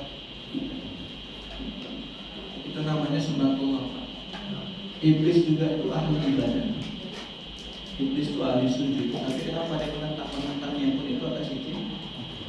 Ketika saya membaca di satu kitab, saking ridhonya iblis, saking ridhonya dikeluarkan dari surga, dia ridho. Saking ridhonya itu kan. Berarti kalau dibilang skenario Allah menciptakan iblis itu menjadi pembangkang itu skenario Allah. Jadi gak ada yang kebetulan. Dan Allah ingin kasih sampel. Iblis pernah patuh diusir dari surga gara-gara membangkang. Lalu bagaimana dengan kita yang belum pernah masuk surga? Kok kita membangkang? Itu sampel. Tapi apakah dijamin nanti iblis tetap disayang atau dibenci sama Allah? Tidak. Iblis tetap disayang sama Allah. Cuma penempatannya sudah diatur sama Allah. Engkau sebagai penggoda, sebagai pembangkang. Skenario itu dari Allah. Seperti main film. Kalau main film semuanya baik, kira-kira gimana Pak filmnya? Film apa ini? Filmnya baik semua. Kan ada musuh ya kan? Ada yang amburadul ya kan? Apalagi yang ibu-ibu sering Indonesia tuh yang menangis kan, tau filmnya kan? Istri soleha pasti tandingannya apa? Lakor kan? Kalau seandainya suaminya nih, suami istrinya 4, akur semua, itu filmnya puncaknya apa Bu? Suami istri pertama sama kedua akur, nyuci sama ngepel, satu masak, satu jemur, itu aja ceritanya Bu. Enak gak nonton ya? Film apa ya? Film begitu kan? Begitu. Jadi yang membuat kita beriman atau tidak, tetap beriman, tapi penentu baik atau tidak tergantung tergoda atau tidak. Bahkan di kitab Imam Nawawi itu disampaikan gini Pak, bukan soal dosa. Dosa itu bukan seberapa besar, bukan seberapa kecilnya. Ingat ya, dosa yang kita lakukan bukan seberapa besar dan seberapa kecil yang kita lakukan, tapi kepada siapa kita melakukannya. Astagfirullahaladzim. Paham sih? Paham? Anggap paham atau bingung Pak? Kita berbuat dosa, bukan seberapa besar atau kecilnya dosa yang kita lakukan, bukan seberapa kecil atau besar maksiat yang kita lakukan, tapi untuk kepada siapa kita bermaksiat? Pada Allah kan? Jadi bukan besar kecilnya, tapi karena kepada siapa kita bermaksiat? Masya Allah. Dan amalan juga gitu, bukan seberapa besar, bukan seberapa kecilnya amalan, tapi kepada siapa kita beramal. Jadi Bapak di situ ya. Gitu. Jadi kalau ada orang yang berbuat dosa, ketika dia paham bukan soal dosa besar, bukan dosa kecil, tapi kepada siapa dia berbuat dosa. Kan dalam Pak di sini kan. Ya Allah. Makanya ada istilah setetes sama segelas itu bisa sama kalau sama Allah. Bukan soal setetes atau segelasnya khamar diminum, tapi kepada siapa engkau berdosa. Itu Pak. Ya. Jadi itu skenario Allah, itu haknya Allah, itu namanya dalam hukum tauhid namanya sunatullah. Nggak ada urusan makhluk di situ. Itu haknya Allah. Itu apa? Kalau bukan mualaf itu Ustaz, bagaimana ya? Mualaf itu ketika dia bersyahadat, itu dia masuknya dia ke dalam Islam kan? Itu dari situ dia nanti. ya Jadi selama ini dia nol di nol seperti bayi yang baru lahir. Makanya itu kan gini, karena saya kan di Mualaf Center Pak, Mualaf Center Sumut. Mohon maaf ya izinnya, jadi tidak masuk apa sih. Itu mualaf kita ratusan Pak, dan hampir saya mualafkan itu syahadatnya. Jadi ketika kita syahadatkan dia asyhadu an la ilaha illallah, itu kita sebelum kita syahadatkan kita ada beberapa trik pertanyaan dulu Pak. Ini serius ya. Ada orang mau masuk Islam karena nikah. Ada orang masuk Islam itu karena dia bingung di agama yang pertama itu, dia kebingungan. Ada orang masuk Islam karena kemauan dorongan hatinya. Nah itu kita bisa ada trik khusus secara psikologis, kita ketahuan dia masuk Islam karena. Nah baru nanti kita masuk mendalam itu seperti apa. Jadi mualaf itu nggak bisa sama Pak. Di apanya, pelayanannya nggak bisa sama. Ada satu mualaf kita malah dia memualafkan banyak orang di Medan, perempuan. Dia memualafkan banyak orang tuanya ditariknya, adik kandungnya ditariknya, masya Allah. Tapi intinya, ketika mereka bersyahadat asyhadu an la ilaha illallah, maka Allah habiskan semua dosa masa lalu. Mulai dari situ lalu terhitung. Amro menjadi itu, boom, meninggal, dia yang paling suci dari itu. Karena dia seperti bayi baru. Itu maka jangan sepele Pak. Kita taat sama Allah wajar, karena kita apa? Dari kecil udah diajar ngaji. Mereka, saya menangis Pak, melihat mereka itu suruh kita kan, mereka itu kan selalu nyetor hafalan sama kita. Sampai gak berani nyetor gara-gara apa? Belum hafal surat Al-Ikhlas misalnya. Ada yang terbalik-balik Pak. Kalau Al-Fatihah mereka hafal insya Allah. Surat-surat pendek itu mereka belum hafal. Karena apa? Mereka menghafal dalam keadaan mereka gak pandai baca Quran gitu, pakai tulisan Latinnya gitu. Kalau kita kan enak hafal gitu. Insya Allah perjalanan mereka luar biasa. Hebat-hebat enggak? Ada satu orang kaya Cina, kaya berat, pengusaha besar. Dia masuk Islam sama kita. Dia coret dari keluarganya. Sekarang dia rela jadi buruh. Dia bilang apa? Saya mendalami Islam 8 tahun, baru kali ini saya memutuskan syahadat. Masya Allah, berarti masuk Islam dalam keadaan apa? Bukan yang ikutan ya? Bagi bapak-bapak yang mau berdonasi untuk mualaf-mualaf kita, silakan. Itu boleh melalui saya.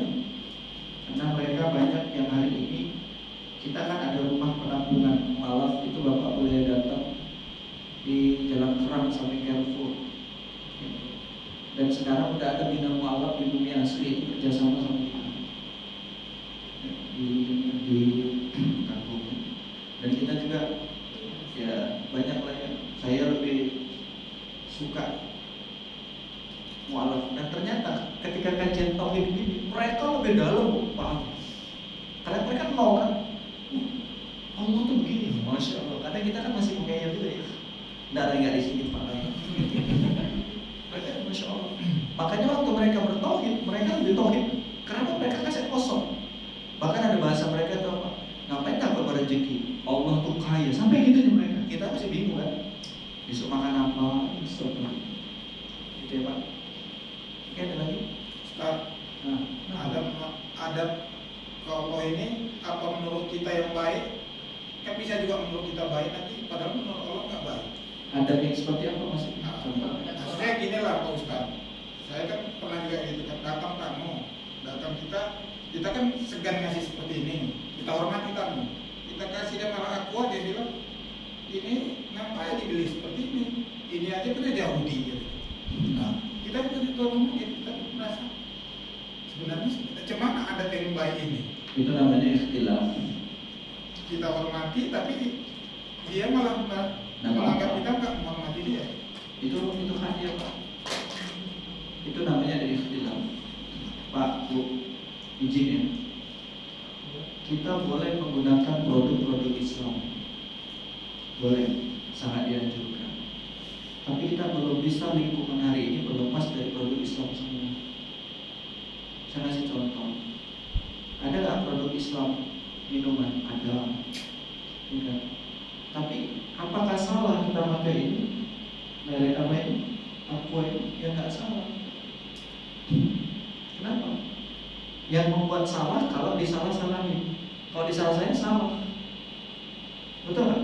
Disalah-salahin salah.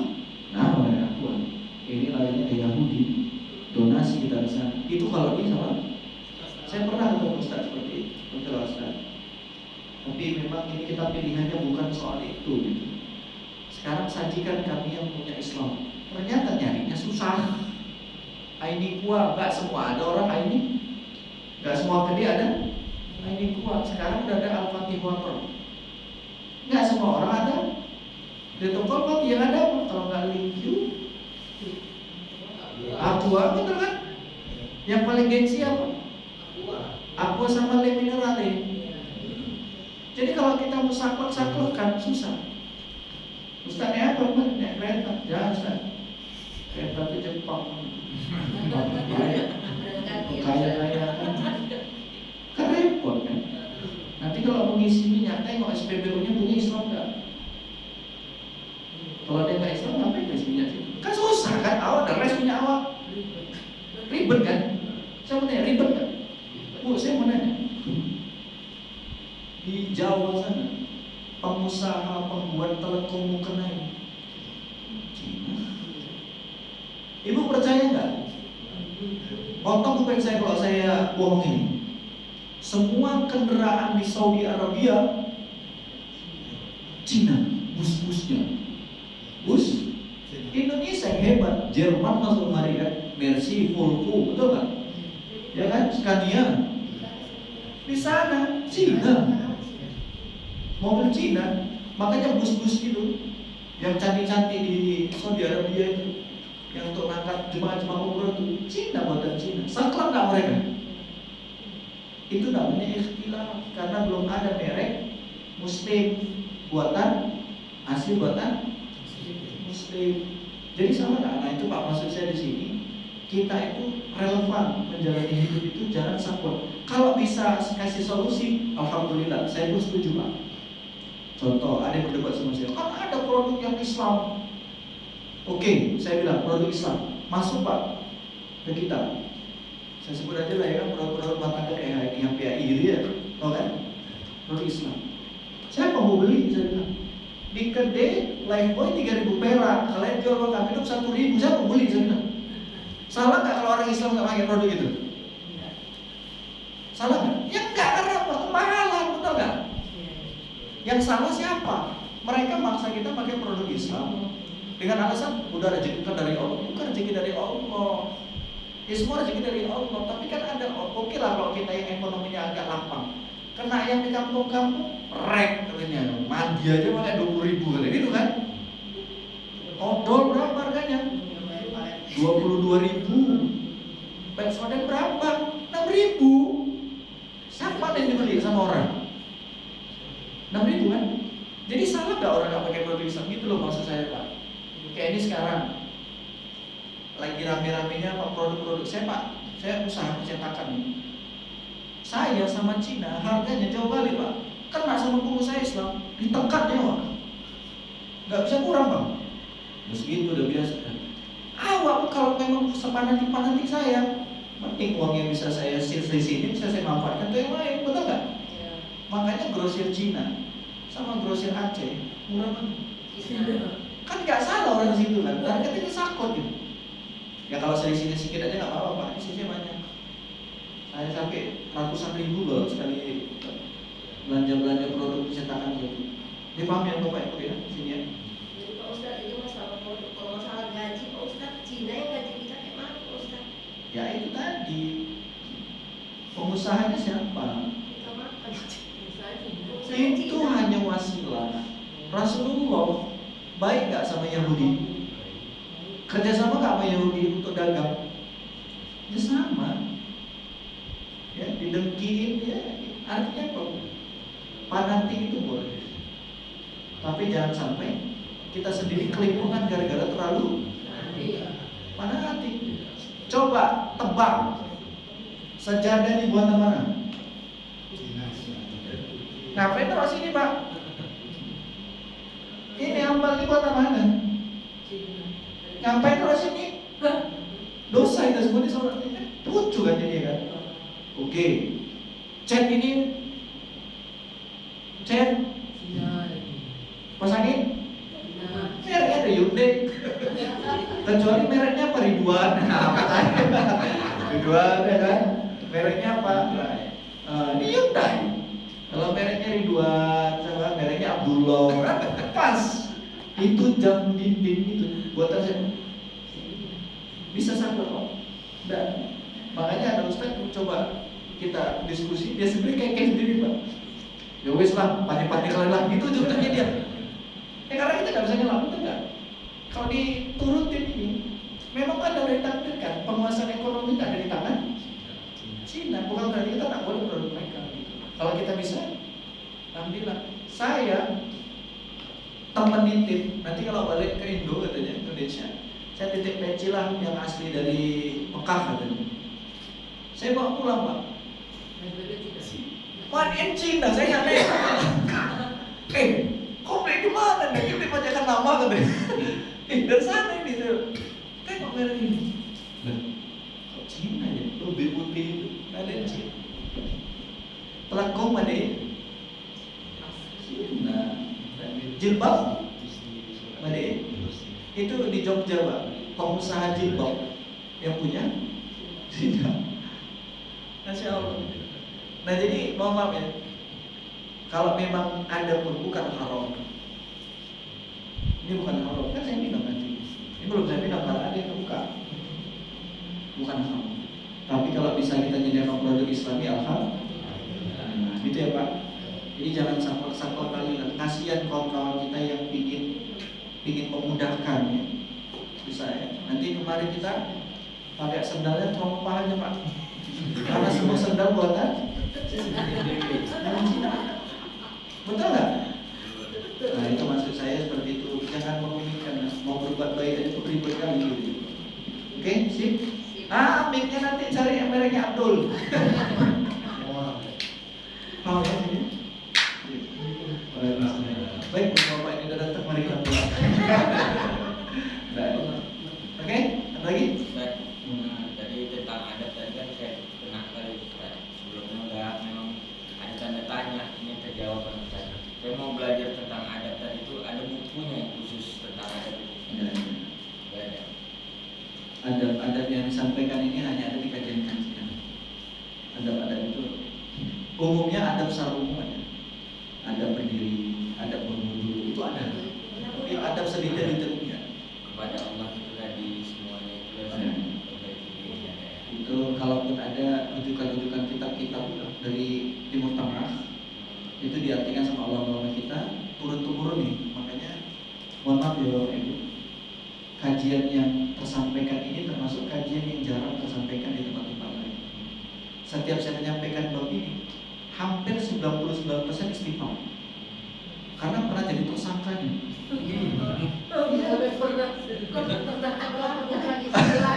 Pelaku sering kan? Ya pelaku. Ya seperti itu. Kita sepele gitu ya. Makanya insya Allah ya kita dalam bab-bab yang nggak kelihatan itu banyak sebenarnya kejanggalan-kejanggalan. Itu ya. Ya insya Allah lah Bu, kalau kita rutin aja ngaji seperti ini, lama-lama nanti bobrok kita makin ketahuan gitu. Ya insya Allah. Jadi ngaji itu bukan masuk kanan keluar kiri ngantuk tidur, bukan. Pak Ustaz, maksud saya kalau ada sama Allah itu kan bukan yang nanti kan misalnya kita berpakaian norak, apa itu bukan adab juga sama Allah itu? Nah, bukan urusan itu Pak. Bukan sampai itu ya? Adab sama Allah itu yang pertama terjaga adalah aurat. Itu aja. Yang kedua kebersihan. Makanya saya Bu, depan anak saya nggak berani buka baju. Anak perempuan saya, anak saya 2 perempuan.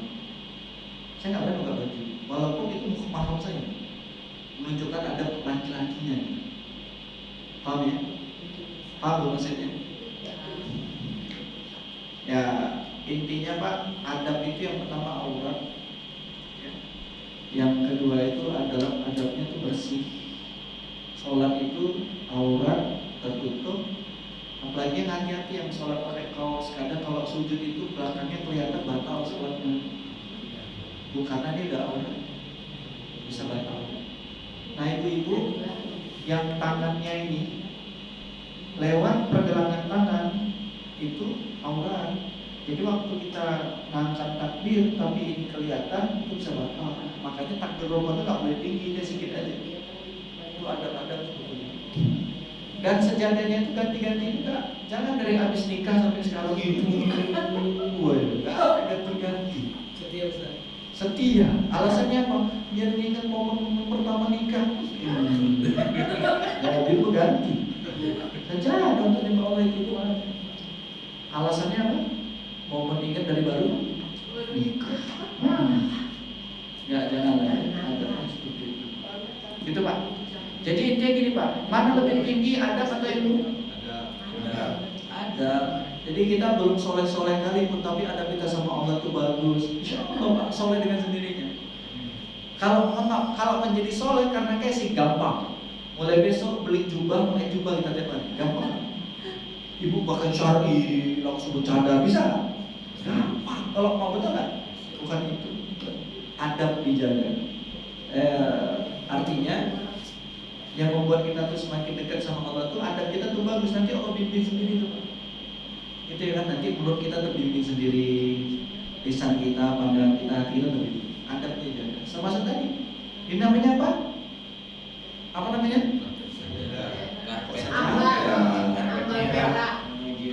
Ambal karpet merah, ambal kehambaan.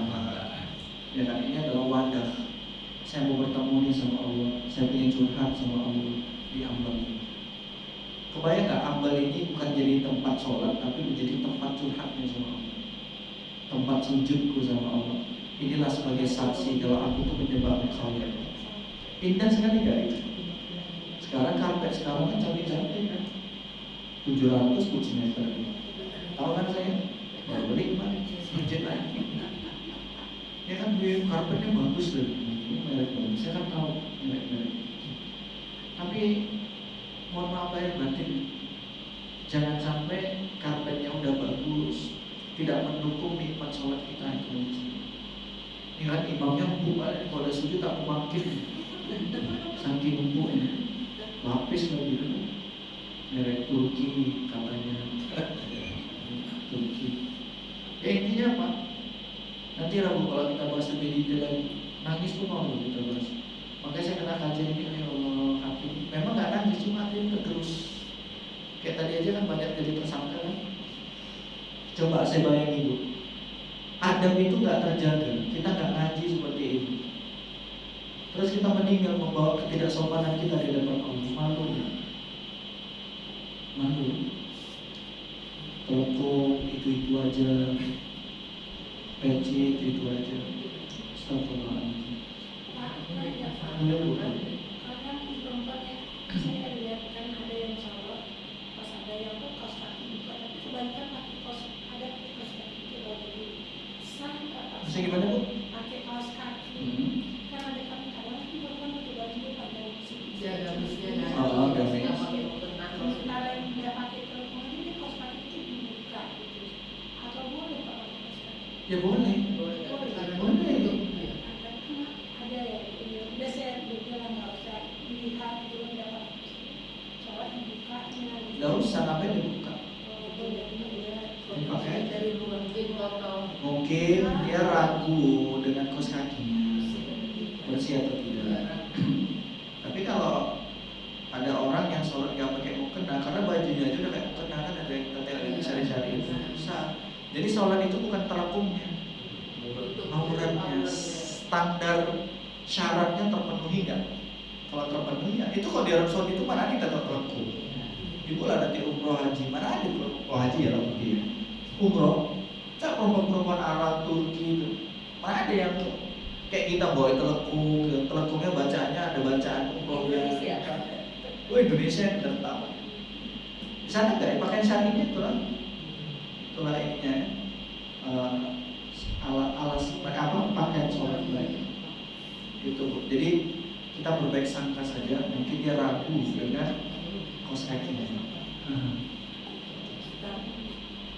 Kalau kadang kan ini hanya sekedar kadang-kadang ada perempuan juga kan udah pakai baju, nggak pakai baju lagi di dalam deh, itu yang mana?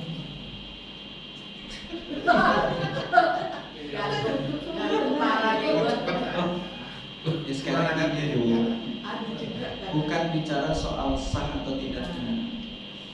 Ada kita kayak bapak lah, pakai sarung sah kan? Tak usah pakai dalaman. Ya sah, tapi ada kan? Mohon maaf ya, nggak pakai celana dalam, langsung pak pakai sarung sholat. Bapak sendiri nyaman nggak? Nggak nyaman. Ya ibu aja saya tanya, nyaman nggak kalau gitu? Ya kalau asalkan tertutup auratnya sah, kan syariatnya sah. Tapi kita nggak usah bicara sah atau tidaknya, bicara nyaman atau enggaknya itu aja. Nyaman nggak? Saya rasa saya dulu sholat ke masjid pakai baju kaos, walaupun kaos saya itu cantik bagus, itu ada rasa minder saya sendiri. Bukan minder tengok orang, tidak. Minder sendiri sama Allah. Walaupun saya kalau ada keluar itu saya pakai kaos, tapi ya itu tadi sholat juga pas jam sholat itu ada rasa ini juga. Walaupun secara syariat, secara hukum fikih sah, tapi rasa canggung sama Allah itu ada gitu. Makanya setelah ini adalah daripada saya ketinggalan sholat gitu. Gitu ya. Oke bu, ada lagi pak? Kuenya dimakan, kita mau pada nggak selera semua. Kena kajian tadi, lemes. Astagfirullahaladzim. Ya pokoknya pak kajian terus, kita makin ngaji makin lemes juga. Insya Allah. Makanya saya pun lemes kan. Tahu cara nyampe saya kan lemes kan. Iya makin kesini makin. Tapi kan Allah itu maha tenang, harus tarik. Ya pak. Kesalahan yang masa lalu kan harus diperbaikan, Allah itu kan maha pengampun. Yes. Ada dalilnya, ada surat 39 ayat 53 kata Allah, "Qul ya ibadiyalladzina asrafu 'ala anfusihim la taqnatu min rahmatillah." Sampaikan kepada hamba-hambaku, siapapun mereka orangnya yang punya mereka melampaui batas, la taqnatu min rahmatillah. Jangan putus asa dengan rahmatku. Artinya kejar aku, cari ampunanku, kejar ampunanku, itu terus kita Allah. Kenapa ya Rob? Kami nggak boleh putus asa dengan rahmatmu. Rahmat Allah itu ada dua. Rahmat Allah itu ribuan, banyak nggak terhitung, tapi ada dua yang paling tinggi, paling atas. Yang pertama hidayah, kedua ampunan. Dua itu nggak ada yang lebih tinggi dari dua itu. Makanya Allah katakan, kenapa kami harus ngejar ampunanmu? Kenapa kami harus ngejar hidayahmu? Karena apa? Siapapun yang datang kepadaku dengan mengakui kesalahannya dan minta ampun kepadaku, maka janji Allah apa? Innallaha yaghfiru dzunuba jami'an. Semuanya Allah akan ampuni kalian semuanya. Artinya semuanya dinolkan sama Allah itu bisa. Mau maksiat hancur babak belur kayak manapun kita dulu, dinolkan. Fir'aun itu kan cukup ditanya sama Allah, cukup Fir'aun ngomong, ya Musa, saya tobat, saya kembali kepada Tuhan. Cukup itu aja, Allah nolkan itu Fir'aun. Tapi dia sombong kan? Qala ana rabbukum a'la, kata dia. Tuhan kalian maha mati, ini kurang aja. Suruh balik ke Allah malah dia ngaku. Begitu pak. Insya Allah. Tapi sebelum dia mati dia mengakui di situ. Mengaku tapi dia tidak mendudukan dalam kalbunya. Dia tahu kalau itu ada Tuhan. Dia mengaku itu ada Tuhan. Jadi itu adalah bahasa kamuflase Fir'aun. Bukan berarti dia benar-benar mengakui dirinya Tuhan. Tapi apa? Membahasakan kesombongannya. Kayak kita kan pernah kalau kita ada sombongan, sobat kalau ngomong kan. Siapa kali kalau rupanya belum tahu siapa? Memang siapa kali kalau rupanya bingung, kita jawab. Gini aku anggota. Ada begitu kan? Anggota apa? Anggota bidan. Allah. Kayak gitu lah di bawah. Bahkan kalau orang udah sombong, udah mantan, udah sombong. Betul nggak? Kau nggak tahu aku mantan apa? Duh, pernah nggak dengar orang kayak gitu? Kau jangan sepele mau kayak gini, kau tahu kan aku mantan apa? Duh, udah mantan tuh masih sok keren ya, sombong. Ya, benar. Ya, pokoknya bu kalau makin ngaji tahu ibu makin lemes. Tapi enak gitu ya, enak ya ngaji tauhid. Makanya saya bertahu ngaji tauhid, belajar terus belajar. Oke, dari jam 10 mau sampai jam 12 atau jam berapa? Cukuplah pertanyaannya, nanti kita jawab. Kita lanjutkan di tahun depan, insya Allah ya. Nanti alhamdulillah sebulan sekali pun jadi daripada tidak sama sekali. Ya, insya. Nanti ingatin saya, kita masih bicara tentang bab sholat. Ya, masih tadi ini masih adab belum selesai, masih ada lagi beberapa adab. Ada berdiri, salah berdiri munafik. Nah, gitu ya. Ada ayatnya. Hati ya, nanti kita bahas. Baik, kita istighfar kepada Allah. Astagfirullahaladzim.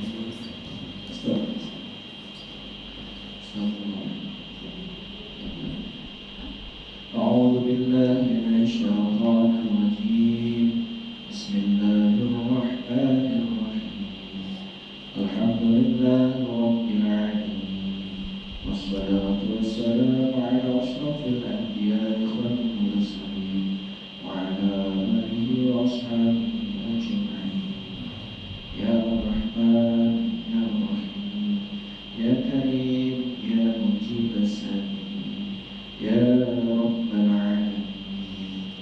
Allah ya Rabb, kalau Engkau melihat jauh ke dalam hati ini, masih banyak kejanggalan di hati ini yang jauh dari Engkau ya Allah. Maksiat yang terus mengalir, sementara ketaatan ini masih terlalu singkat kepada-Mu. Duhai Allah ya Rabb, diri ini sadari Allah, hamba yang lebih sering lalai daripada khusyuknya ya Allah. Terkadang muncul keangkuhan dalam diri ini ya Allah. Sulit patuh kepada-Mu ya Allah, karena nafsu yang mendominasi hidup ini ya Allah. Bahkan diri yang terlalu mencintai dunia ya Allah, sehingga kami melupakan Engkau yang segalanya punya milik dari segala dunia ini ya Allah. Allah ya Allah, tidak ada pilihan lain yang kami harapkan. Ampunkanlah dosa kami ya Allah. Ampuni masa lalu kami, ampuni kekeliruan kami ya Allah. Karena kami sadar ya Allah, kami tidak lama lagi di dunia ini ya Allah. Kami sebentar lagi ya Allah. Tapi ya Allah, ini adalah takdir, ini adalah keinginan ya Allah. Bimbing hati kami agar kami bisa menjadi hamba yang terus menghamba di hadapan-Mu ya Allah. Menjadi hamba yang istiqomah di jalan-Mu ya Allah. Engkau ridha dengan hidup kami, Engkau ridha di sakaratul maut kami ya Allah. Dan Engkau ridha di kematian kami sampai masuk ke alam kubur. Engkau ridha ya Allah. Engkau kumpulkan kami di padang mahsyar pun Engkau ridha ya Allah. Sampai di yaumil mizan, hari pertimbangan, bahkan di titik sirat pun Engkau ridha ya Allah. Dan penentuan surga dan neraka Engkau pun ridha ya Allah. Tapi kami mohon padamu ya Allah, tak akan pernah sanggup kami membayangkan masuk ke dalam neraka ya Allah. Maka bimbing kami ya Allah, agar kami bisa menjadi ahli surga. Rabbana atina fid dunya hasanah wa fil akhirati hasanah wa qina adzaban nar. Sallallahu wasallam alaihi walhamdulillahi rabbil alamin.